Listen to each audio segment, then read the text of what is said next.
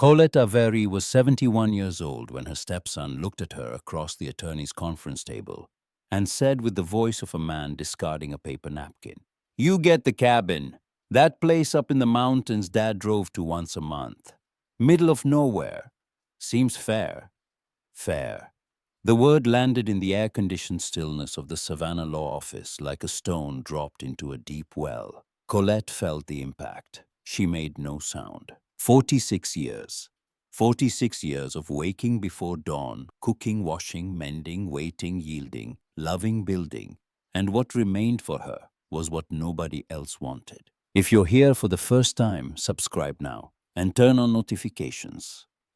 Because every story on this channel is about women like Colette. Women the world underestimated and life surprised. Stay until the end, because what she found inside that cabin will make you believe that justice may arrive late, but it never loses the address. Across the table, Hollis, Nolan, and Rosalind. The three children Warren Avery had brought from a previous marriage had done the arithmetic before the casket was cold. The townhouse on Gaston Street, appraised at 1.7 million, would go to the three of them in equal shares. The investments, 138,000 in bonds and CDs, divided the same way. The silver Buick Enclave Warren drove on Sundays would be Rosalind's, because Rosalind always needed a better car. For the woman who had lived beside the man for nearly half a century, there remained a cabin in the Blue Ridge Mountains of North Carolina that they themselves described with curled lips. A shack with a tin roof, mice in the crawl space, gravel road you can't find on GPS. Their father drove up there once a month, and nobody ever understood why. "Watch out for the copperheads," Nolan said, and the three of them walked out laughing while the paralegal pretended not to hear. Colette sat alone in the leather chair for more than 3 minutes after everyone left. She looked at her hands, palms flat on the mahogany. Hands that had carried children who were not hers. Hands that had prepared Thanksgiving dinners that were never thanked for. Hands that had changed bandages and packed suitcases and wiped fevered foreheads. Hands that Warren held every night before sleep, saying always the same thing in a low voice. "You know, I love you in a way most people will never love anyone, right, Colette?" She had known for 46 years that it was true. What she did not know, what no one in that family could have imagined, was that Warren had spent 30 years building proof. And that proof was locked in a stone cellar beneath a house in the Blue Ridge Mountains, waiting for a key that was waiting for her. Colette Marguerite Doss, whom everyone had called Colette since girlhood, because the full name was too long for the simple people she loved, was born on a March morning in 1951 in a clapboard house on the outskirts of Ellijay, Georgia, a small town in the southern Appalachian foothills where the apple orchards climbed every available slope and the women learned before they learned to read that to exist was above all to serve. Her father, Virgil Doss, was a copper miner at the Copper Hill operation across the Tennessee line. He did not have much beyond the honor he carried in his name and an extraordinary capacity to work from pre-dawn to dusk without complaint. Her mother, Luetta, was a small and resilient woman who could make a pot of pinto beans stretch further than seemed possible and who had the habit of singing softly while she swept the porch. Always the same song, an old shape note hymn her grandmother had taught her, whose words Colette never fully understood, but whose melody she carried inside her chest for the rest of her life. There were 6 children. Colette was the third right in the middle, which meant she was never first or last in anything. Not the youngest who needed holding, not the eldest who carried responsibility. She was the middle one, the one who learned to manage, to not complain, to find space where there was no space. This quality, which might have looked like invisibility, was in truth a silent form of strength that Colette would carry for the rest of her life without naming it. The childhood in Ellijay was cold mornings and the smell of wet clay of a public school with wooden desks where the teacher, Miss Hattie, taught multiplication by clapping hands, and where Colette discovered she loved reading with an intensity that surprised her parents. Virgil could barely read. He signed his name with difficulty until the day he died. But he bought Colette when he could. The used paperbacks that showed up at the monthly flea market wrapped in newspapers smelling of mildew and story.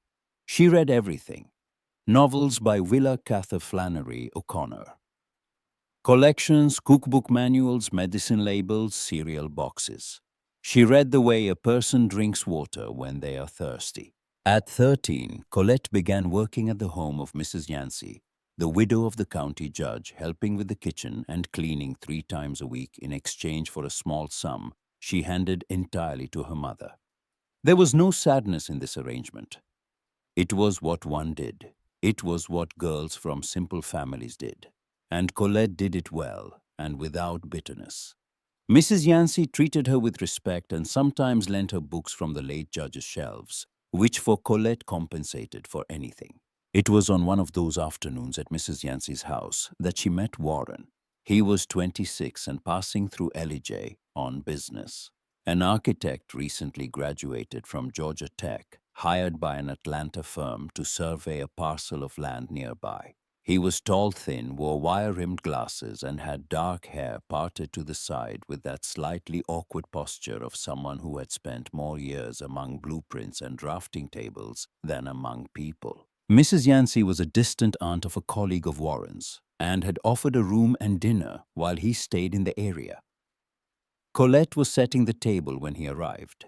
She was 19 and wearing a blue cotton dress washed so many times the color had faded closer to gray. She paid no special attention to the young man who walked through the door with a worn leather portfolio under his arm. It was Warren who stopped. Years later, many years later, he would tell the story this way. I walked into the dining room and you had your back to me arranging the centerpiece. When you turned around, I thought that is the face I want to see every day for the rest of my life. I can't explain it any better than that. Colette always laughed when he told this version. You were hungry and I was the one about to serve dinner. Don't romanticize it, Warren. But she also knew she had felt something, a different kind of attention, a gaze that lingered longer than necessary, a conversation at dinner about Flannery O'Connor's stories that no one in Elijah would have been equipped to hold, and that Warren conducted with genuine enthusiasm when he discovered she had read the same titles. You've read Everything That Rises Must Converge, he asked with his mouth still half full of cornbread, and the surprise in his voice was real. Twice, she said. And something settled between them in that moment that had no name but that they both recognized. Warren stayed 10 days in Elijah. 10 days of conversations on the porch after dinner, of short walks around the town square, where the Confederate Memorial still had its original bronze patina from 1912 of books lent and opinions exchanged about them. On the morning of the 11th day, when the company truck came for him, Warren asked for Colette's address with a formality that made her smile and promised to write. He wrote. He wrote every week for 9 months long letters on the firm stationery that arrived at the Elijah post office, smelling of fresh ink which Colette folded in 4 and kept inside one of Mrs. Yancey's books. A volume of O'Connor's collected stories, ironically, that had been given to her as a parting gift. Colette responded with the same regularity on plain paper bought at the general store. She later discovered that Warren kept her letters inside a shoebox that sat on his office desk for 40 years. In the 10th month, Warren drove to Elijah in person to formally ask Virgil for permission to court Colette. Virgil received him in the front room with his eldest son beside him, and the gravity of a man who knows this moment matters. Warren wore a suit. He was not entirely comfortable in the suit, but he was there. Virgil asked the questions that needed asking. Warren answered without looking away. Permission was granted with a firm handshake, and Virgil's simple, absolute counsel. She's a good woman, treat her right. Warren did. For 46 years he did. The wedding took place in April of 1975 at the Methodist Church in Elijah, with the pews full of townsfolk and a cake made by Luetta herself, 3 tiers with paper dogwood blossoms on top. Colette wore the white dress Luetta had sewn over 3 weeks with lace at the sleeves from a dress of her grandmother's that had been stored in a cedar chest for decades. Warren, seeing her at the church entrance, removed his glasses, wiped the lenses with his pocket handkerchief, and put them back on, as if he needed to make sure he was seeing correctly. Then he whispered so quietly that no one but she could hear, "My God, Colette." She laughed. She laughed through much of the ceremony in a way the pastor found unusual, but the guests found contagious. What did not appear in the celebration, what the first days of marriage revealed, was that Warren came to the union carrying a complicated history. He had been married before from 21 to 25 to a woman named Sandra from a well-connected Atlanta family, and who, according to the polite version, simply did not work out. The less polite version, which Warren told Colette during their second week of marriage because he believed she deserved to know, was that Sandra had left 3 children.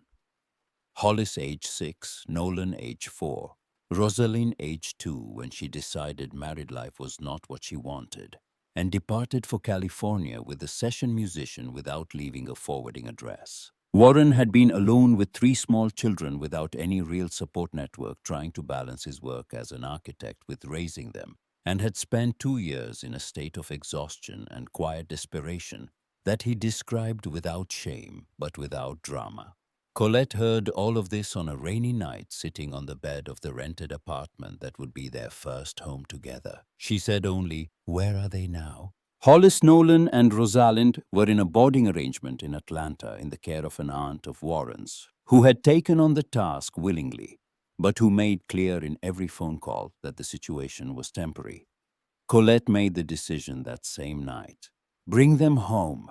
It's not right those children staying with someone who doesn't want them.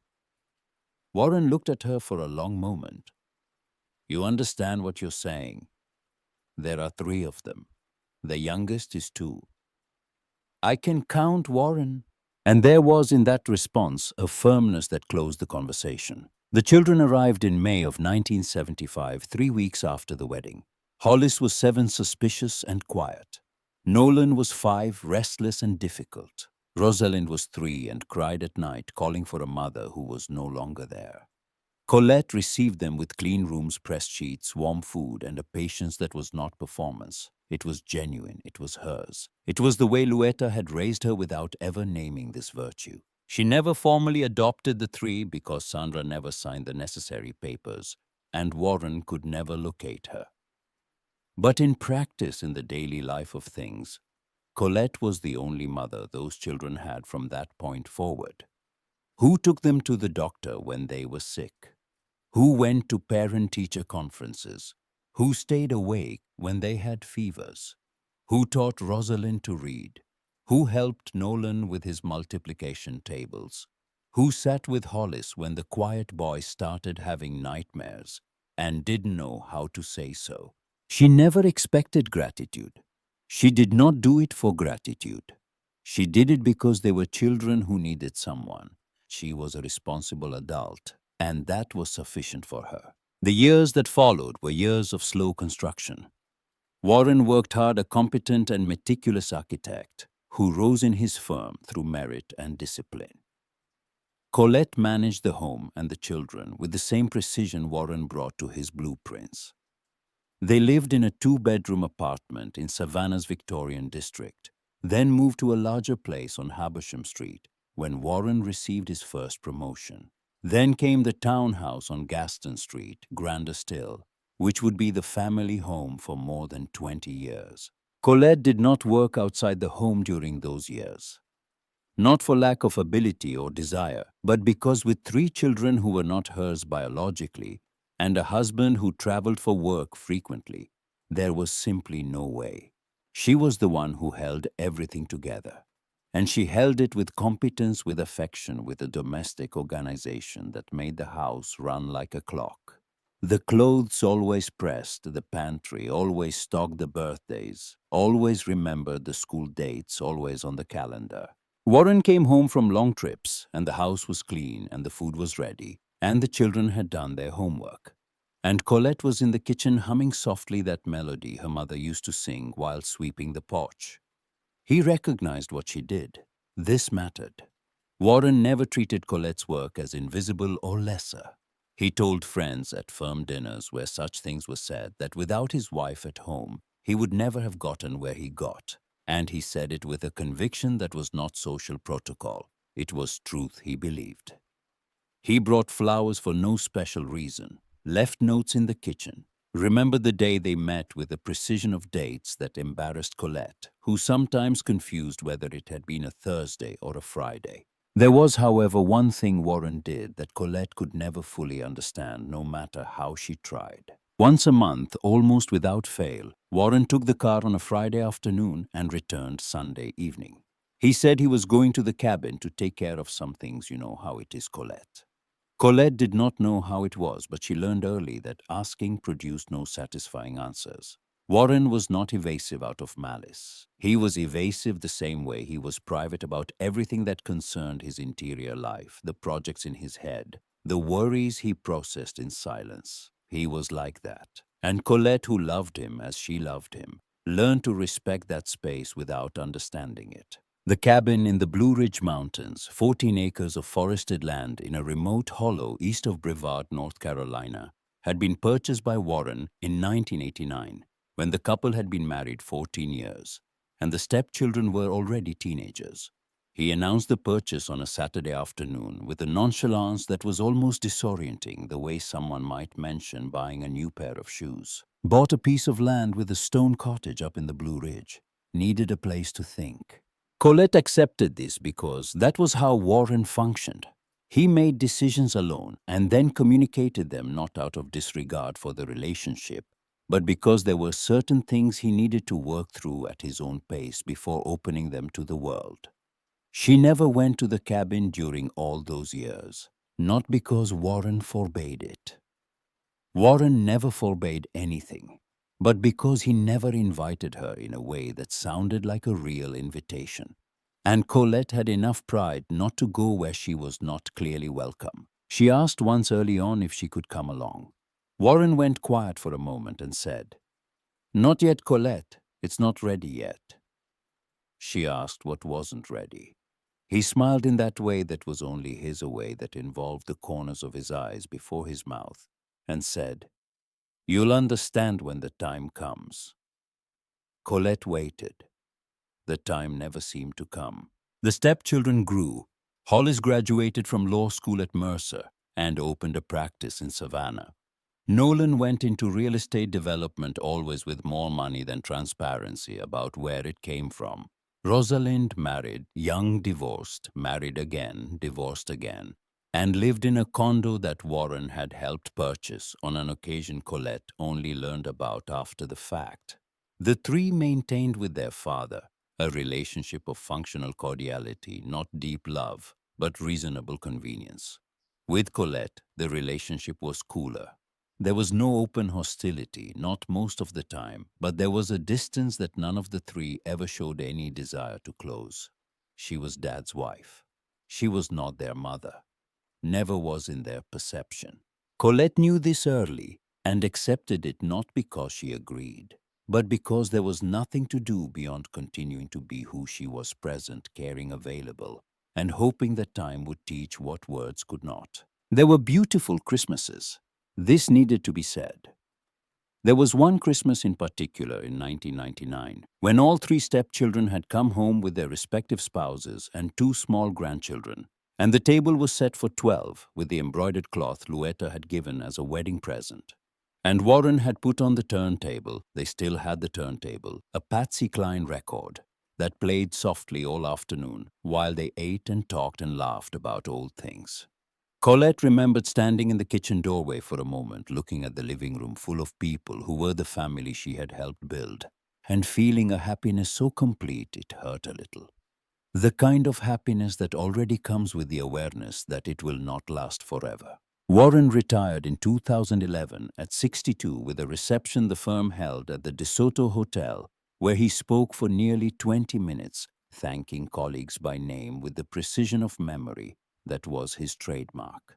In the audience, Colette applauded with her hands at chest height in the contained way that was hers, and there were tears she did not try to hide. Warren's health began to show signs in 2018. Small things at first, a tiredness that would not pass, a shortness of breath climbing stairs. The diagnosis came in March of 2019, ischemic cardiomyopathy with significant compromise. Treatable but serious. The cardiologist was honest. With proper treatment and lifestyle changes, years of quality were possible. Without them, not. Warren treated. And during the 3 years that followed, he continued going to the cabin once a month with a regularity that increased rather than decreased. Colette noticed the effort he made not to miss a single trip, and sat with the question she could never answer. What was in that place that was more important than resting, than preserving his health, than staying close to the person who loved him? Not yet, he said one last time in September of 2021, when she asked again if she could come. There was something different in his voice, not evasion, but contained urgency, the urgency of a man who is running out of time and knows it. Warren Avery died on a Sunday evening in November of 2021, sitting in his armchair in the living room, with a book open in his lap and the turntable playing softly. He was 75. Colette was in the kitchen making tea when she heard the book fall to the floor. The tea never finished steeping. The week after the funeral was the week the stepchildren began showing who they were, in a way Colette could no longer ignore. Hollis returned on Monday with a folder of documents and a name, Chandler and Polk attorneys, and asked Colette to sign several things related to the estate. Colette said she would prefer to wait, that she wanted her own attorney to review the papers first. Hollis said it was standard procedure, that there was nothing unusual, that he was trying to expedite matters for everyone's benefit. Colette said she would wait regardless. Hollis left with the folder closed and an expression she had only seen on him as a child when he did not get what he wanted. On Tuesday, Nolan called, asked if Colette had located the deed for the cabin, that property up in North Carolina, you know. Colette said she had not. Nolan said he was asking because perhaps it was a property that could be more useful sold right to simplify the estate. Colette said she had not found anything, and hung up without the feeling that she had fully understood what had just happened. On Wednesday, Rosalind appeared with her younger daughter and spent the afternoon in the living room with Colette, drinking coffee and talking about Warren with an affection that Colette received with relief. It was good to speak about him. It was good to remember. At the end of the afternoon, on her way out, Rosalind said in passing, with the lightness of someone mentioning the weather, "Colette, this townhouse is awfully big for one person, isn't it? Have you thought that maybe a smaller place might be more comfortable for you?" Colette stood with the coffee cup in her hand, staring at the closed door for a long time after Rosalind left. The reading of the will happened on a December morning, grey and cold. Hollis, Nolan, and Rosalind arrived with their attorneys, which said a great deal about the state of things. Colette arrived with Margot Kellner, whom a neighbor had recommended, a woman of 52 with an office on Bull Street and a directness Colette found comforting. The notary read the document aloud with the neutral intonation of someone who has seen everything. When the passage about the unanimity clause was read, requiring all three siblings to agree unanimously on any decision regarding the townhouse, the investments, any sale, rental, or renovation, Hollis and Nolan looked at each other. It was a quick look, but Colette caught it. There was something in it she could not name at the time, but later identified as the exact expression of two men who have just realized they have been locked inside their own trap. Because they despised each other. Everyone knew they despised each other. There had been a feud for years over a commercial lot in Pooler that Nolan claimed Hollis had sold without authorization, and Hollis claimed he had verbal permission, and no one had witnesses for anything. They would never agree on anything regarding the townhouse they had just inherited together. The will left Colette the cabin in the Blue Ridge Mountains with all belongings therein, and the phrase that stopped the room: "Anything the property may contain that is not visible to the naked eye." That last clause hung in the conference room, like a note that refuses to fade. Outside the attorney's office afterward, on the sidewalk with the low December sky pressing down on Savannah's live oaks, Hollis approached Colette. There was in his posture the tense restraint of a man controlling something that wants to explode. You understand that cabin is worth nothing, right? It's a stone shack with a tin roof. Dad went up there to fish and sleep. Nothing special about it. Good luck with the back taxes. Hollis, Colette said. What? Nothing. I was just saying your name. He did not know what to do with that, and he left. Nolan did not approach, but he said something to his attorney in a low voice, which the attorney later, by carelessness or design, repeated close enough for Colette to hear. Tell her if she wants to sell, we'll buy it for 50,000 and take the burden off her hands. $50,000. Less than half the appraisal their own preliminary filing had estimated. That night alone in the townhouse that was already being measured by cordiality, Colette went to Warren's study, the one room where he had always asked that no one rearrange things. Not for secrecy, he said, but for order, because he was the kind of man who lost his thread when someone moved the position of things. She noticed for the first time consciously that there was a lower drawer that was locked. It had always been there. The small brass lock had never seemed relevant. It seemed relevant now. She searched for the key that night without finding it. She searched the next morning and the morning after that. On the third evening, moving a stack of old architectural journals from the shelf above the desk, she found it not a small brass key, but something else entirely. A brown envelope thick with her name written on the front in Warren's handwriting. Colette. Just that. No address, no stamp, no date. The envelope was sealed.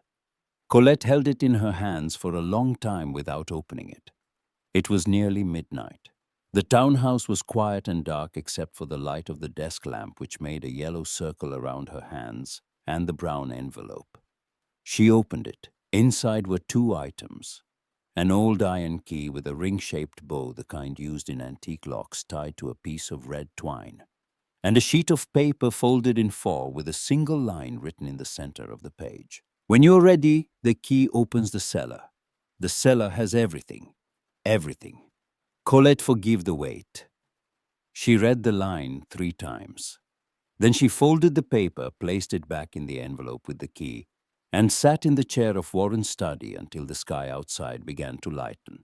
The iron key lay in her palm, cold and heavy, shaped like something that had been waiting a very long time to be held.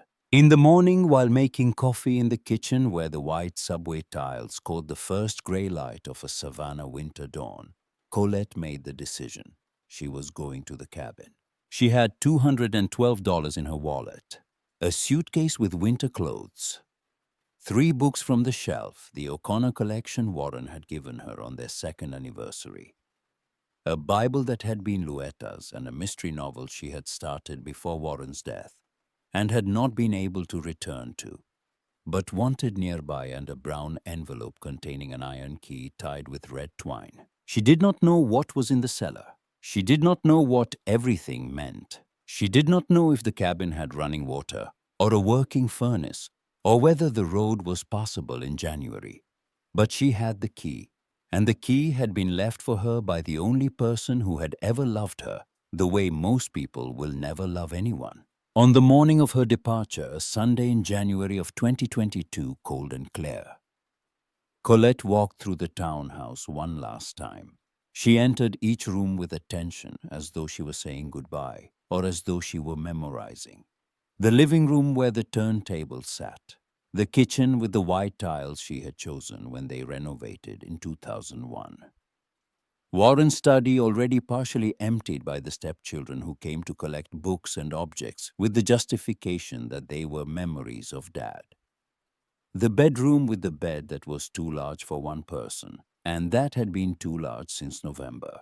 She closed the front door, descended the stairs to the street, and got into the taxi she had called the evening before.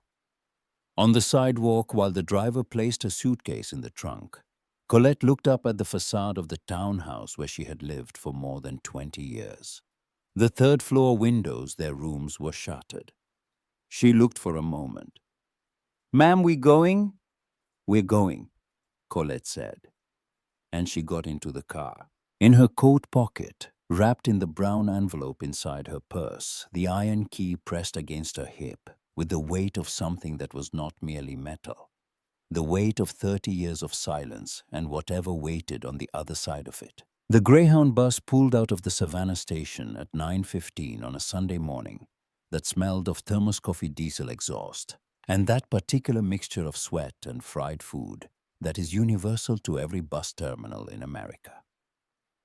Colette had bought her ticket at the counter, $41 to Brevard, North Carolina, with a transfer in Greenville, and sat on the hard plastic seat with her suitcase between her feet and her purse in her lap, the iron key inside the brown envelope pressing against her hip through the leather. There was a woman in her 40s, seated 2 rows ahead with 2 small children, the younger one asleep against her shoulder, the older one eating animal crackers with absolute concentration.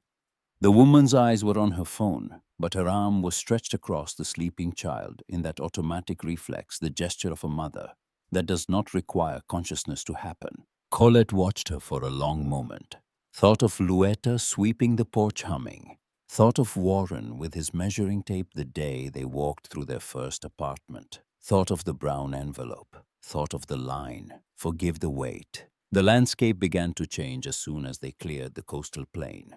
The flat marshland gave way to the red clay hills of the Piedmont. The houses grew further apart. The pines grew taller, and the ridgelines of the southern Appalachians appeared on the horizon, with that blue-gray haze that is specific to these mountains, and that Colette had always considered the most beautiful thing in the world, without ever having said so to anyone. She dozed after they passed through. Anderson woke when the bus stopped at a gas station where a man boarded hollering, "Boiled peanuts, biscuits, cold cheerwine." And she bought a cup of black coffee that was hot and bitter in exactly the right way. Through the window, the upstate of South Carolina spread out in green hills and pastures with cattle that looked painted. They were so still. In Greenville, a 40-minute transfer. She ate a lunch at a diner across from the station, meatloaf, mashed potatoes, green beans, cornbread, and ate slowly with her eyes on the window. The formica table was cracked at the edges, and the waitress was a girl of maybe 17, who called every customer on with a naturalness that made Colette smile. The second bus, smaller, began climbing as soon as it left the flatland behind. The curves tightened, the vegetation thickened and darkened, and those granite outcroppings that the Blue Ridge has everywhere appeared along the roadside without warning.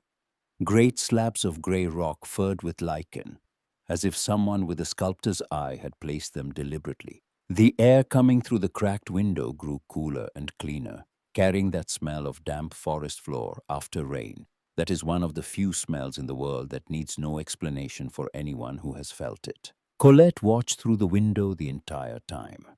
For 30 years, Warren had made this journey once a month. 30 years of climbing through these ridges, of seeing these rocks, of breathing this air. She tried to imagine what it was like for him, what he felt arriving, what he thought during the drive, with what eyes he saw this landscape she was seeing for the first time. The image would not form completely the way it never does when you try to imagine the interior of someone you loved, but who kept certain things with great firmness. The bus reached the main street of Brevard at 3:30 in the afternoon. The town was smaller than Colette had imagined. Though she knew it was small, a few thousand people, more village than city, with the main street lined in old brick storefronts and a courthouse with a white clock tower visible from every direction. There were tourists even on this Sunday afternoon, because Brevard is that kind of place, gateway to the Pisgah National Forest waterfalls.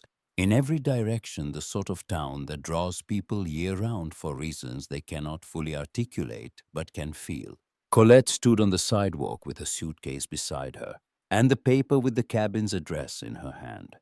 She had found the address among the documents Warren kept in his desk, an old deed describing the property as Rural Route 4, Locust Hollow Road, unincorporated, Henderson County. She asked a man passing by if he knew where it was. The man stopped, adjusted his ball cap, looked at the paper. "Locust Hollow," he said. "Yes, ma'am, I know it. About 4 miles out, gravel road. You walking?" "I don't drive," Colette said. The man considered her. He was about 70, lean and weathered, with the unhurried expression of mountain people who assess before they decide. "Hold on," he said, and walked to a pickup truck parked at the curb. Came back with keys in hand. "I'll take you, more or less, on my way. I don't want to trouble you." "No trouble, it's what you do." He said it with a simplicity that was identical to Virgil's, and Colette felt her eyes sting in a way she had not expected. His name was Walt Griggs. He drove Colette up the gravel road that wound away from town past a waterfall, the locals called Slick Rock Falls, and through a stretch of hardwood forest, where the bare winter branches made a cathedral ceiling above the road. The pickup climbed and dropped through the hollows with the familiarity of a man who knew every rut. Walt talked about the area, the music festival every October, the white squirrels that lived only in Brevard, the old logging roads that crisscrossed the ridgeline. "You know anybody up here?" he asked. "I inherited a cabin," Colette said, "from my husband." Walt was quiet for a moment. "What was his name?" "Warren. Warren Avery." The truck slowed slightly. "Mr. Avery," Walt said slowly, the way a person says a name they have been expecting to hear. "From Locust Hollow." "You knew him?" "Knew him by sight. Came up every month, quiet man, polite. Bought his bread at Dot's store every time." He stopped the truck in front of a wooden gate between two stone pillars, rough-cut granite chest, high with dark green moss growing in the joints. A chain was looped around the gate, but no padlock. "This is it." Colette looked at the gate. Beyond it, a gravel drive flanked by dormant rhododendrons whose bare branches formed a tunnel. At the far end, partially visible through the winter trees, the roofline of a structure. "Good luck, Mimiya," Walt said. He waited with the naturalness of a man who does not leave until he's certain things are all right. Colette got out, took a suitcase, walked to the gate, removed the chain with hands that did not tremble, but wanted to push the weathered wood that opened with a creak that cut the silence of the afternoon. She turned to Walt and gave him a nod of thank you, that said more than words. He returned it, started the engine, and drove away slowly down the gravel road. Colette stood alone at the mouth of the path that led to Warren's house. She breathed the cold mountain air deeply and began to walk. The house revealed itself gradually. First the roof, hand-split cedar shakes darkened by decades of weather, and lichen, the ridgeline straight and true, built to endure. Not a shake missing, not a sag anywhere. Then the walls as the path curved gently through the trees. Native granite, the grey stone of these mountains, laid in courses with mortar that in some places had been recently repointed. There was a difference in color between the old mortar, nearly charcoal, and the fresh patches, still pale. Someone had maintained these walls. Someone had cared for them not long ago. The house was a single story with a lean-to addition at the rear. Two windows on the front face with wooden frames painted a faded blue that had once been vivid and had aged into something deeper, more honest. The shutters were closed. The front door was heavy chestnut wide with an old mortise lock that matched the iron key in the brown envelope. Below the old lock, a newer deadbolt had been installed, and taped to the door frame a white envelope with the name Colette in Warren's handwriting. Colette stood in front of the door for a moment. The late afternoon light came through the bare branches at a low angle and struck the granite wall so that every fleck of mica in the stone caught fire briefly. She opened the envelope. Inside, a modern key and a note of 3 lines. "The new lock takes this key. The old key is for the cellar. The hatch is in the kitchen floor. Dot, who lives up the road, knows everything. She has been waiting for you. I love you, Colette." The new lock turned without resistance. The chestnut door swung inward, slowly yielding its weight with a smoothness that surprised her. The hinges were freshly oiled. The interior received her with the air of a place closed for some time but not abandoned. The smell was cold stone and dry wood, and beneath everything very faintly the smell of oil paint. The front room had wide plank oak floors, worn smooth but intact. Stone walls unplastered the way old mountain houses were built, walls that looked like the inside of a cave and kept the heat of the day outside with an efficiency no drywall could match. A plank table with 2 chairs. On it a candlestick with white candles that had been used but not to the end. 2 ladder-back chairs against the wall. A hand-loomed rug in the center, faded, but clearly handmade with a pattern of diamonds in mountain colors, goldenrod rust forest green. The kitchen was at the rear, separated by a half wall of stone that served as a counter. A 4-burner stove, too new for the house. Warren had bought it recently. A soapstone sink, original to the construction, stained by years with the patina that soapstone develops when well used. A window that looked onto the rear of the property, and through it the last light of afternoon, golden and warm, illuminating shelves stocked with provisions, dried beans, rice, salt, sugar, coffee in a tin oil pasta. None of it old. Placed recently. Someone had stocked the kitchen expecting an arrival. And there in the corner of the kitchen floor was what Colette had been looking for since she entered. A wooden hatch with an iron ring pull, the access to the cellar. She looked at the hatch for a long moment. Then she turned her back and went to see the rest of the house first, because she had learned over 71 years that the things that matter most deserve to be approached at the right time, prepared. 2 bedrooms off a short hallway, the first smaller with a single bed and a new mattress still in factory plastic. The second larger with a full-size iron bed frame, painted black mattress, also new in plastic. A solid wood dresser with brass pulls that was empty but smelled of cedar. And on the walls of the second bedroom, 2 things that stopped Colette completely. A mirror in a gilded frame that looked very old and very well kept. And on the opposite wall, a painting. The painting showed a woman in a faded blue-gray dress, seen from behind looking through the window of a room that Colette took 1 second to recognize as the living room of the Gaston Street townhouse with the turntable in the background. The woman's hair was pinned at the nape in that gesture of someone who pinned it carelessly, but got it right. And there was in the posture, the shoulders, the tilt of the head, something so specific and true that Colette felt the air leave her lungs all at once. It was her. It was Colette. 30 years younger in the dress, but unmistakably her. She stood in front of the painting for a long time, hands clasped in front of her body. Then she reached out 1 finger and touched the frame lightly.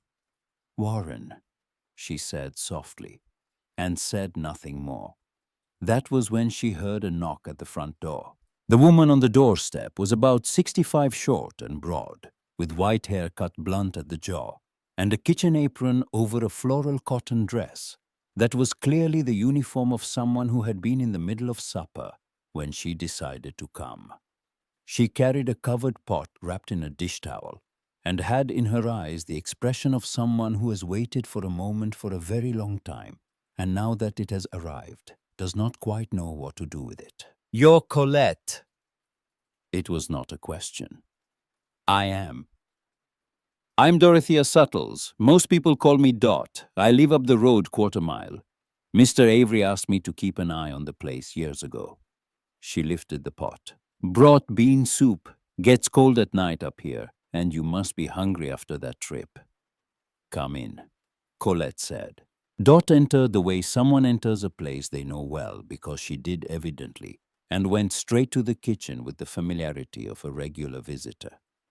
Set the pot on the stove over low heat, reached into the cabinet above the sink, and took out 2 mugs. Went to the refrigerator, which was running. Colette only noticed now, and inside were eggs, a wedge of cheese butter, a bottle of cold water. "He'd call me every month before he came." Dot said, her back turned busy with the mugs. "Tell me the day he'd arrive, the day he'd leave. Sometimes I brought food, sometimes he didn't need it because he brought his own. After he got sick these last trips, I always brought something because he'd arrived too tired to cook." She paused. "He was a good man, your Mr. Avery."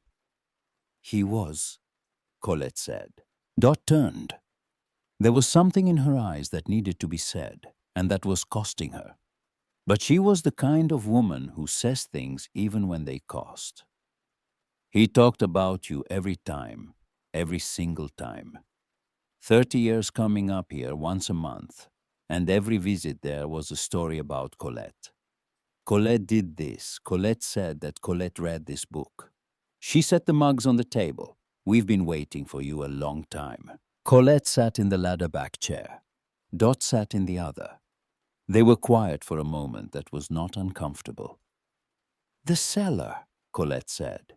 "You know what's down there." "I do." "How long have you known?" "About 10 years. One day he called me over and showed me. Said he needed a witness that it was there, that it was real." She looked at her hands. "He asked me to keep it to myself, and I kept it to myself." After the bean soup thick seasoned with bay leaf warming Colette from the inside out, the way only food made with intention can, Dot left with the promise of returning in the morning. And Colette was alone in the stone house with the sound of wind in the bare trees outside and the hatch in the kitchen floor waiting. She washed the mugs, unpacked the suitcase, made the bed with the sheets she found folded in the bedroom closet, white-pressed smelling of bar soap. And then she returned to the kitchen, knelt on the stone floor beside the hatch, and took the iron key from the brown envelope. The key slid into the lock of the iron ring, with the precision of an object made for that exact purpose. Turned. The hatch lifted. A wooden staircase descended into darkness from which rose air that was cool and clean, and that smelled of paint, of varnish, and of something Colette took 1 second to identify. It was the same faint smell of oil paint she had noticed when she first entered the house, but here at this opening, the smell was intense and vivid and unmistakable. She descended. At the bottom of the stairs, her hand found a switch on the stone wall. She clicked it. The light came on, and Colette saw. The cellar was roughly 25 feet long by 20 wide. The walls were native stone, like the house above, but here they were completely covered from knee-height to nearly the ceiling with paintings. Paintings of every size in simple wooden frames that Warren had made himself. As she would later learn, each one with a small paper label tacked to the lower right corner with a date and title written by hand. There were paintings on the long work table that ran down the center of the room, leaning against each other in vertical rows. Paintings hanging from wooden dowels that crossed the room overhead, suspended by monofilament where the light reached them. Paintings leaning against the walls in rows 2 and 3 deep. An entire shelf of rolled canvases neatly labeled awaiting future framing. And every painting, every single one without exception, was of Colette.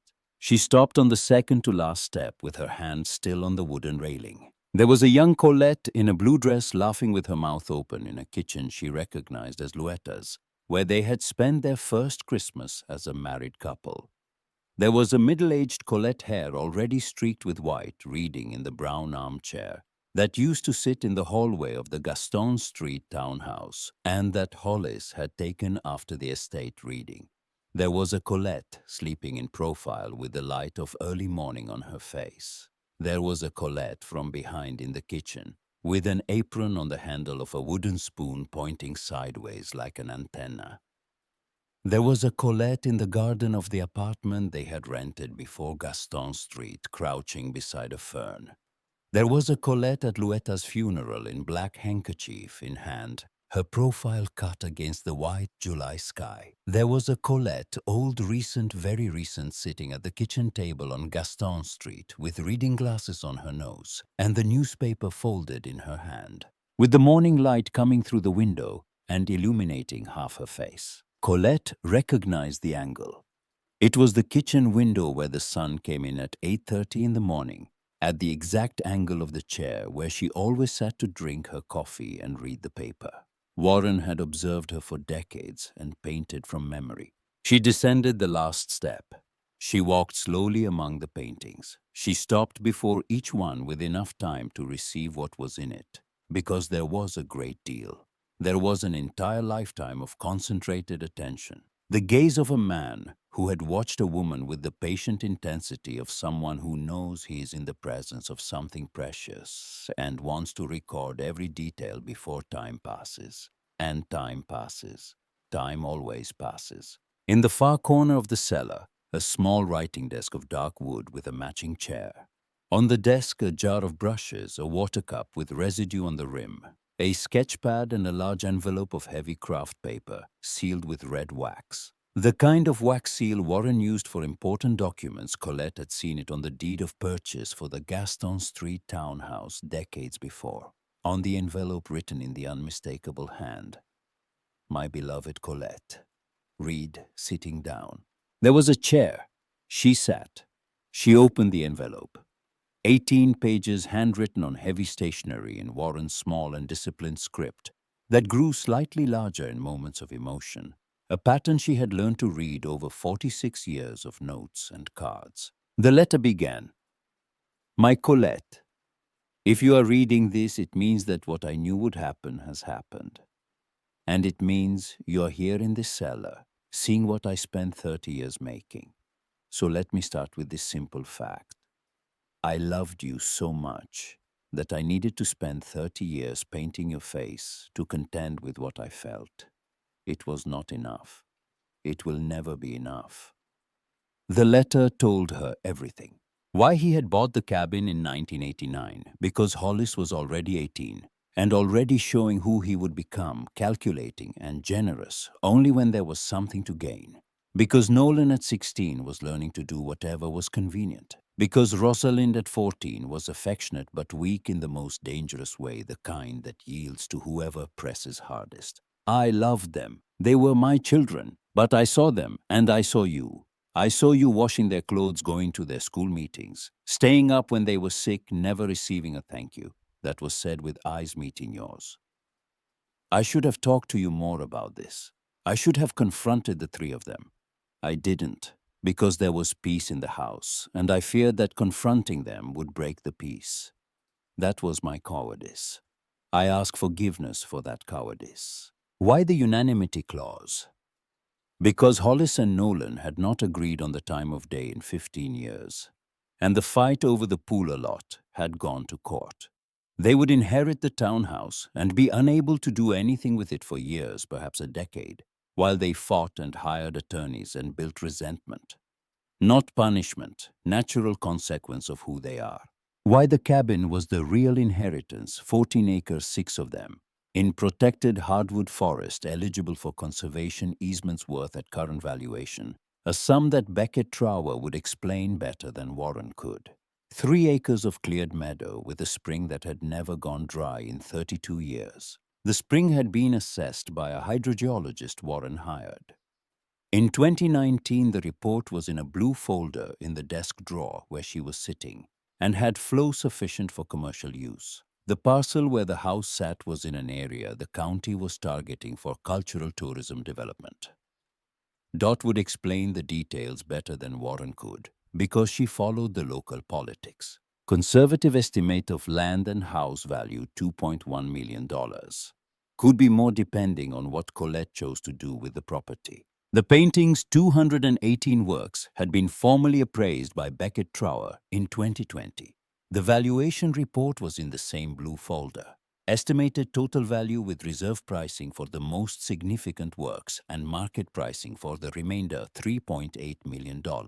3 collectors had already been identified by Trower with documented interest in specific works. Not obligatory sales. Sell them when and if you want at the price you consider fair. But Colette, you don't need to sell anything. You don't need to do anything you don't want to do. The cabin produces. The spring has value. The pension you'll receive is enough to live comfortably here where the cost of living is low. I did the math many times. You are safe. Finally. Completely safe. That was the only thought that gave me peace when I imagined leaving before you. And then the passage that made Colette's hands go still on the paper. I did not paint you because you are beautiful though you are. I painted you because you have the rarest quality that exists in a human face. Truth. Every expression of yours is exactly what it is. When you smile, it is a smile. When you are sad, it is sadness. There is no performance. There is no mask. 30 years and 218 paintings, and each one is different because you are always yourself in every moment. And this being always yourself is the most extraordinary thing I have ever seen. The letter ended. Thank you for 46 years. Thank you for staying. Thank you for taking 3 children without blinking. Thank you for your patience with my absences. Thank you for reading the same books I read. Thank you for saying bring them home on that rainy night in 1975. Thank you for every supper. Thank you for every night. The cellar has a window that opens to the back of the property. When you can open it, there is a dogwood tree outside that blooms white in April. You arrived in January, but the dogwood will bloom. I knew it would because you always chose the cold months for the important changes. I watched you long enough to know. The dogwood is for you, with all the love a person can fit inside. Warren. Colette read the letter once without stopping, then read it again slower, going back to the passages that needed rereading. Then she sat in the chair at Warren's desk with the 18 pages in her lap and looked at the paintings around her, the 218 versions of herself that a man had spent 30 years creating in silence and love and patience. And she wept. Not the kind of weeping that makes noise. The kind that comes from a place very deep and very old that has carried weight too long and finally can let go. Tears that fell without hurry, without urgency, without audience. She did not try to stop them. She did not raise her hands to her face. She let them come. There was a right to weep like this. There was a need to weep like this. And she did it in peace in the cellar that smelled of oil paint and of love stored away. After a time she could not measure, she walked to the window Warren had mentioned at the end of the letter. A small window set in the stone wall at a height that required her to lean slightly to reach the latch. She opened it. The night outside was clear with a full moon low on the horizon that lit the meadow in silver. And there stood the dogwood, a tree of perhaps 20 feet solitary in the center of the clearing. Its bare winter branches reaching upward in the moonlight, like the arms of something patient, something that knew what was coming and was in no hurry. It was not blooming, not yet. January was too early. But the buds were there. She could see them in the moonlight, small and tight along every branch holding their cargo of white petals, the way a promise holds its future.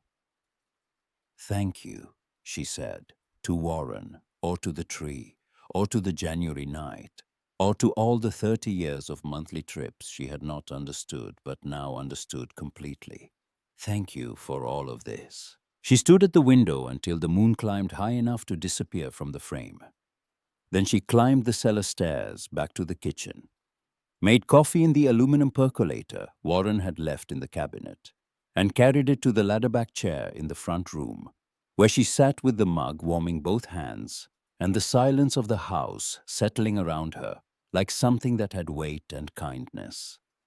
Until the coffee cooled and her eyes closed, and she slept briefly lightly without dreams in the chair, where no one had sat but Warren for 30 years. The iron key lay on the kitchen table where she had set it down, still tied with its red twine catching the low light of the single bulb overhead. It had opened the cellar.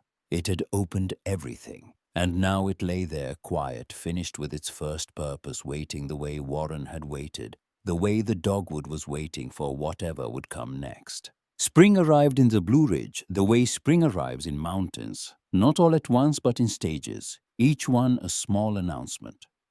First the redbuds along the roadside, their purple-pink branches appearing overnight like brushstrokes someone added while Colette slept.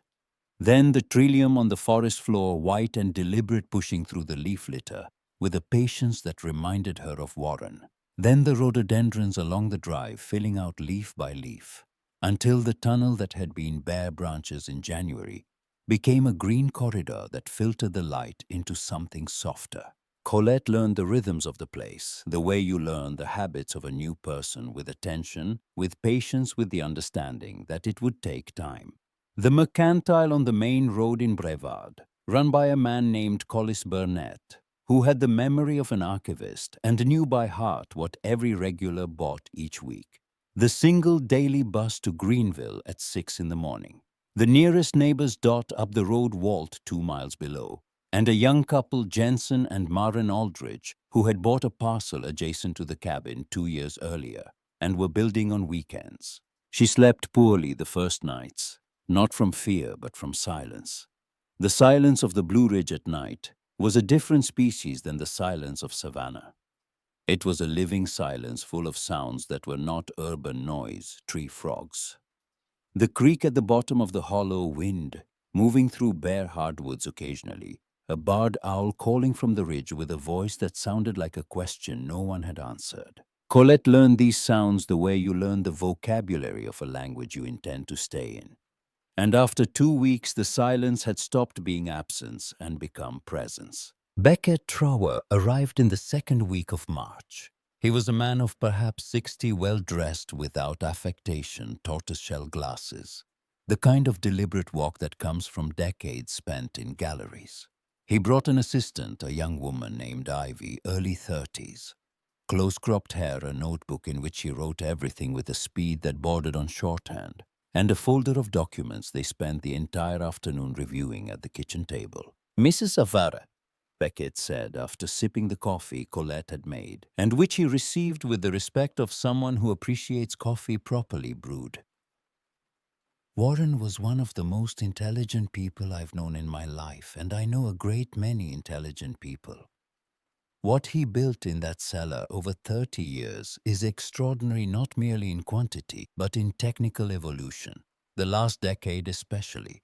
There are paintings down there that I submitted for independent evaluation to 2 critics without naming the artist, and both said the same thing, self-taught, with uncommon mastery of light and composition, with an obsessive subject that functions as the cohesion of the entire body of work." Obsessive. Colette repeated with a smile that held both meanings of the word. Obsessive in the most beautiful sense of the term. Beckett pushed a sheet of paper across the table. "I have documented interest from a collector in Asheville who wants 20 works from the most recent period as a group.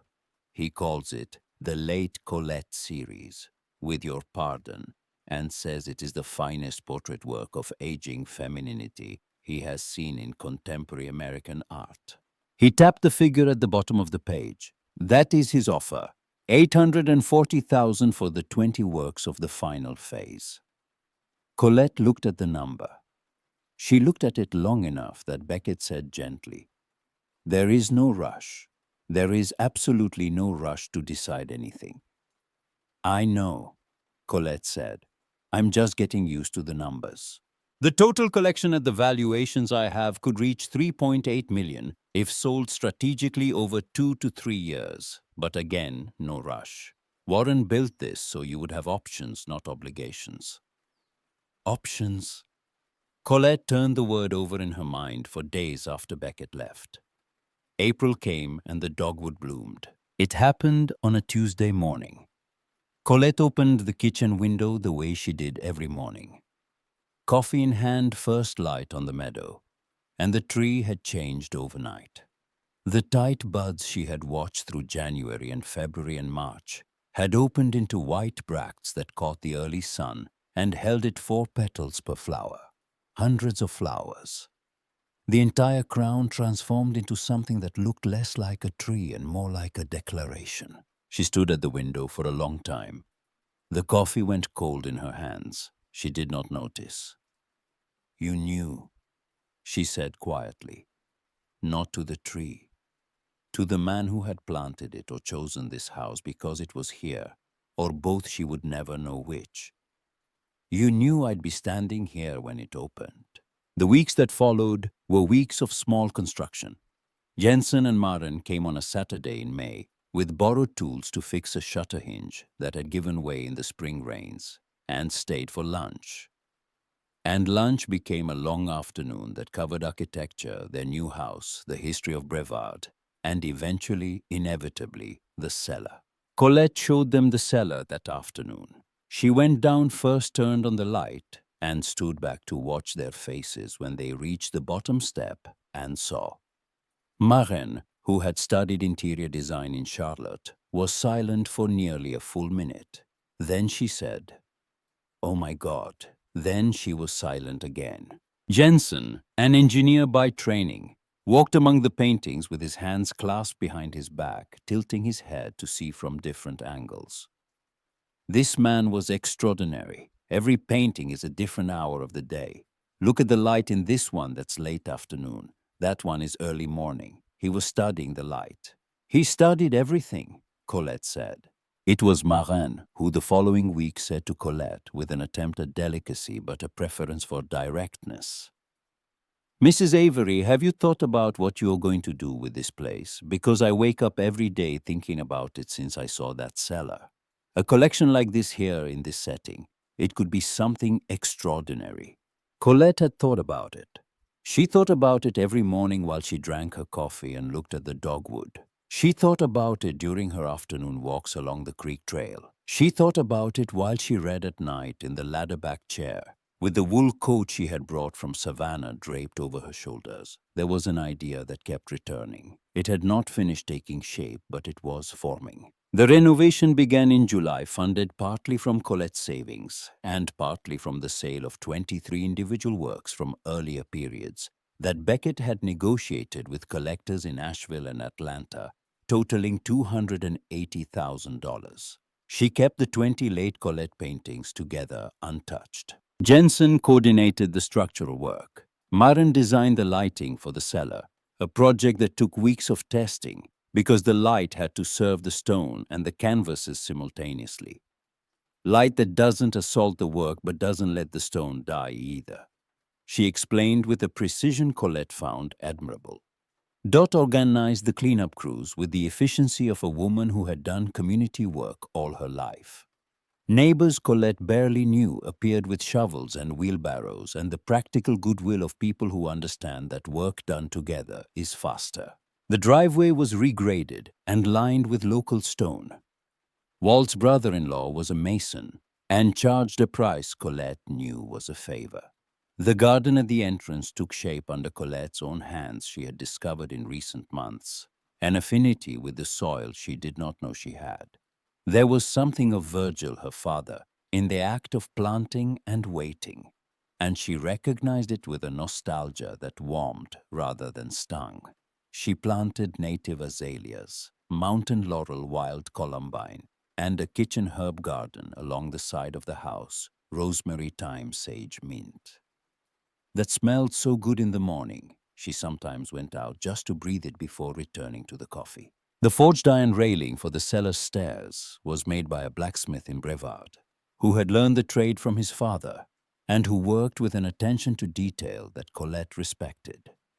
The new lighting was installed in October, and when they turned it on for the first time, Colette, Dot, Moran, Jensen, and Beckett, who had driven up from Asheville, there was a silence of several seconds that was genuine admiration. The canvases lit by the system Maren had designed seemed to have a different depth, as if the light revealed something that had been there all along, but could not be seen before. Warren Beckett said in a low voice with the gravity of a professional confronting something that exceeds expectation, "This man had real talent." It was in that same month, October, that the stepchildren arrived. Colette knew beforehand. Walt called to say a rented SUV with Georgia plates had been in town asking about the property on Locust Hollow Road. Dot heard from Hollis at the Mercantile that 2 men and a woman had been asking questions. The small town operated with the efficiency of a community alarm system that required no technology. The 3 of them. Hollis drove a black Tahoe, the kind of vehicle Hollis rented, to demonstrate that he arrived well anywhere. Nolan in the passenger seat with his arm out the window. Rosalind in the back with the expression of someone not entirely convinced this was a good idea. Colette saw them coming through the front window. She had made coffee, strung the dark roast she bought from Dot's store, and there were 3 mugs on the table because she knew exactly how many there would be. She had also placed, without conscious premeditation, but with the instinctive clarity of a woman who understands her own gestures, a jar of wild columbine she had picked from the garden that morning.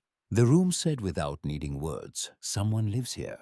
This house has a keeper." They entered with the hesitation of people who had expected something else and did not know how to behave now that the expectation had not been confirmed. The front room was clean and bright with natural light from both windows open, the rug in place, the coffee, the mugs, a plate of Dot's shortbread. "You look well," Rosalind said, sitting down. The observation held something genuine. Rosalind was like that there was always something genuine in her, buried beneath the layers of convenience. "I'm very well," Colette said, pouring the coffee. "I have never been better." Nolan, who lacked Hollis's disguise and Rosalind's warmth, went straight to it. "Colette, we came because there are some things that need to be discussed about the estate, about what Dad left." "Everything is settled," Colette said. "The probate is underway with Miss Kellner." "Yes, but there are questions about the will that should be discussed as a family," Hollis said in the attorney's tone that was who he was, the tone that turned every subject into procedure. "There's an appraisal of the property filed with the court that may not reflect actual value." Colette set her mug on the table softly. "The cabin was appraised at $98,000 for probate purposes. Do you agree with that number?" Hollis and Nolan looked at each other. The same fraction of a second glance from the attorney's office in Savannah, but with different content this time. They knew something. They had discovered something. "There are indications," Hollis said carefully, "that the property may have additional characteristics that were not adequately considered in the original appraisal." "Additional characteristics," Colette repeated without emotion. "What kind of characteristics? An art collection, for example?" Nolan said without his brother's caution. "We've heard Dad painted. That there are paintings." "Heard from whom?" "That doesn't matter. It matters to me." Silence. Rosalind turned a piece of shortbread in her fingers without eating. "Colette," Hollis said, shifting into the voice of a man offering something, "we understand the situation has been difficult. The will is the will, and we respect that. But if there is a collection here that has value, that collection is family property. It's not solely yours." Colette looked at him for a long and tranquil moment. "Hollis, I am going to tell you something your father wrote for me that you need to hear." She did not raise her voice. It was the voice of always, but there was something in it that made the three of them go still with the immobility Colette had seen in animals in the presence of something they cannot classify. "He wrote that he left me the cabin with all belongings therein and anything the property may contain that is not visible to the naked eye. That phrase is in the will registered with the court. You already have an attorney. Your attorney has already read the will. You know what that phrase means." She continued still with the same quiet voice. "And you know what the unanimity clause means for the townhouse. You are here because you need money. You cannot sell the townhouse because you cannot agree. The investments are frozen for the same reason. You came here to see if there was something I would yield, something I would share, something I would give up." She looked at each of the three. At Hollis, who had said, "Watch out for the copperheads" on the sidewalk outside the attorney's office. At Nolan, who had offered $50,000 to take the burden off her hands. At Rosalind, who had said the townhouse was awfully big for one person. "I raised each of you, I washed your clothes, I cooked your meals, I went to your school conferences, I stayed up when you were sick. Not because I was legally required to, because you were children who needed someone, and I was there. I never asked for a thank you. I never needed a thank you. But I needed once to be seen as a person, not as the housekeeper, not as the intruder in the family, not as a problem to manage." She breathed. "That didn't happen. All right, I learned to live without it." "Colette, Rosalind began. "You don't need to say anything," Colette said with a gentleness that was genuine. "You really don't. I'm not angry. I'm at peace. I'm well. I'm better than I have been in a very long time. She stood a gesture that ended the visit with absolute clarity but without hostility. Have more coffee if you'd like. The road back has some rough patches after Greenville. Leave before dark. Hollis looked at her for a moment in which several things crossed his face in rapid sequence: calculation, recognition, something that might have been shame or might have been frustration, and it was difficult to distinguish. And then he stood. Nolan followed without another word. Rosalind stayed 1 second longer, as though she wanted to say something. Colette looked at her with an openness that said, "You can if you want." But Rosalind did not find the words, and she left too. Colette stood in the doorway watching the black Tahoe descend the gravel road, raising a fine dust that the afternoon breeze carried across the meadow. She watched until the vehicle disappeared around the bend.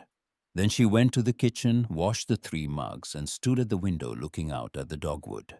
Its white blossoms had faded weeks ago, replaced by the deep green leaves of summer. But the shape was there, the same patient shape it had always been. There was a lightness in her chest she had not expected to feel. There was peace. Not the empty silence of someone who has lost and accepted, but the full silence of someone who has put things in their proper place and can now look forward without anything pulling her back. 6 months later, on a Saturday morning in early November, Rosalind's car appeared on the gravel road. No warning, no phone call. She stood at the gate alone, holding a small box. Inside the box was an old photograph, Colette holding Rosalind at age 4, sitting on the porch of the Habersham Street apartment, singing to her. Rosalind was looking up at Colette's face with the expression of a child who believes the person holding her is the entire world. "I found it in a drawer," Rosalind said. Her eyes were red. "I don't remember the day, but I remember the song." Colette looked at the photograph for a long time. She remembered the day perfectly. It had been a Thursday in October. Rosalind had a fever and would not stop crying. Colette had carried her to the porch because the evening air was cool and had sung the shape-note hymn Luetta used to sing while sweeping. Rosalind had fallen asleep before the second verse. "Come in," Colette said. "I just made coffee." The inauguration of the Avery Cellar, the name Marin had suggested, and Colette had approved with a laugh, followed by a silence that said more took place on the first Saturday of December 2022, exactly 1 year and 2 weeks after Warren's death. Colette had not chosen the date for symmetry, but she recognized it when it arrived. More people came than she had expected. Beckett brought a group of collectors from Atlanta and Asheville, 11 people who spent the entire afternoon in the cellar, with the intensity of people doing something more than looking at art, doing archaeology of devotion. The county cultural affairs representative came with the chair of the tourism board. Walt and his wife, Dot Jensen, and Maren Collis from the Mercantile, the Brevard blacksmith, who had forged the stair railing and brought his wife and 2 children. The pastor from the Methodist church in town, a young man with glasses who had come one afternoon with a loaf of sourdough made by the church organist, and had stayed 2 hours talking about the books on the shelf Colette had begun assembling. And there were people Colette did not know who had heard about the place through channels she could not entirely track. A post Maren had made on a regional arts tourism page, a mention in a small circulation art quarterly that Beckett had arranged that mechanism of word of mouth that in small towns still moves faster than the internet. Colette spent most of the afternoon near the cellar stairs, receiving visitors, answering questions, accepting admiration with a grace that came not from training, but from genuine contentment. There was a moment near 5 o'clock when the light outside was turning gold and the movement inside was still strong, when she found herself alone for an instant in the corner of the front room and looked at what was around her. The stone walls she now knew in every detail, the flowers in the garden she had planted with her own hands, the rug in the center, the mugs on trays that Dot was supervising in the kitchen, the people circulating and talking, and some of them visibly moved. She thought, "I am home," not the Gaston Street townhouse that had been home for decades, but that also carried the weight of every small ceremony of erasure she had endured over the years. This place, these stones, this cellar that smelled of Warren and of love stored away. Here, on the wall beside the cellar stairs, in a spot she had chosen herself, the iron key hung on a small iron hook that the Brevard blacksmith had forged to match. The red twine was still tied to the ring-shaped bow. Beside the key, in a simple wooden frame, identical to the ones Warren had made for the paintings, the note from the brown envelope. When you're ready, the key opens the cellar. The cellar has everything. Everything. Colette, forgive the wait. Below the note, in a second frame, a small printed card with the words Marin had composed. And Colette had edited until it was exactly right, art made in love. Kept in silence. Found at the right time. On a morning in April of 2023, 15 months after she had arrived with a suitcase and $212 and a key she did not yet understand. Colette woke before dawn. She made coffee in the aluminum percolator. She opened the kitchen window. The dogwood had bloomed again. It stood in the center of the meadow, exactly as it had the previous April. Its crown covered in white bracts that caught the first light of morning, and held it with the stillness of something that knows it is being watched and does not mind. A few petals had already fallen, forming a thin white ring on the grass around the base of the trunk, and the breeze moved them gently, turning them over so they caught the light on one side and shadow on the other. Colette stood at the window with the warm mug in her hands. She was 72 years old. She had 14 acres of forested mountain land in one of the most beautiful hollows in western North Carolina. She had 218 paintings made by a man who had spent 30 years turning love into image, waiting for her to arrive and see. She had friends, real ones, the kind that come with soup when you need it, and stay to drink coffee when you don't. She had a garden where the wild columbine was opening its first blooms of the year. She had a spring that ran clear and cold year-round. She had a dogwood that would bloom every April like a promise kept. She had, for the first time in 72 years, a place that was completely hers. The woman the stepchildren had dismissed with a shack in the mountains and a joke about copperheads was standing at her kitchen window, with coffee warming her hands, and the April sun lighting the dogwood blossoms, and the iron key hanging on the wall behind her. Beside the painting Warren had painted last Colette at the kitchen window, half her face in morning light, the other half in gentle shadow, looking out at something the viewer cannot see but that the painter clearly could. She smiled. The kind of smile that does not need an audience. It is never too late. For the love you did not know was being kept. For the home you did not know was waiting. For the woman who did not know she was free. For the life that can finally in fullness and peace begin. If Colette's story touched something in you tonight, I want to ask you a question before you go. Think about the person in your life who held everything together without anyone noticing. The one who cooked the meals and kept the calendar and stayed up when someone was sick and never asked for applause. Do they know you see them? Have you told them? Leave a comment and tell me who that person is for you. Subscribe if you haven't hit the notification bell so you never miss a story, and share this with someone who needs to remember their own worth. Because together we prove that it is never too late.